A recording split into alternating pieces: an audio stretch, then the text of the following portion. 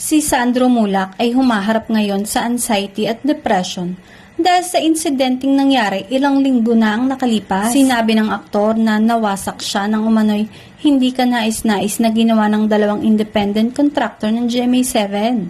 Isang araw matapos magsampa ng reklamo laban sa mga pinag-uusapang kontraktor. Halos humarap ang batang aktor sa pagdinig ng Senado noong August 19 sa pamamagitan ng video conference. Kinumpirma ng kanyang ama na si Nino na ang mga reklamo ay inihain na sa Department of Justice. Pinananatiling minimal ni Sandro ang kanyang mga pahayag dahil hindi pa naibibigay ang mga kopya ng reklamo sa kabilang kampo.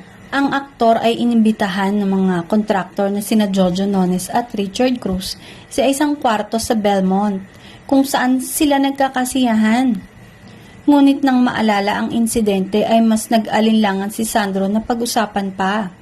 Kahit na matapos ang pagsisiyasat ng Senado na humantong sa isang executive session sa likod ng mga pinto. Pagkatapos ng session, nag-post si Sandro ng kanyang personal na pahayag sa kanyang Instagram stories na nagsasabing hindi siya tatahimik at mananaig ang katotohanan.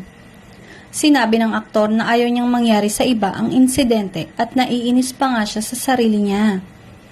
I'm trying my best to be okay para hindi mag-alala yung pamilya ko lalo na yung mami ko na nasa Amerika na araw-araw umiiyak dahil sinisisi niya ang sarili niya na malayo siya at hindi ako maprotektahan.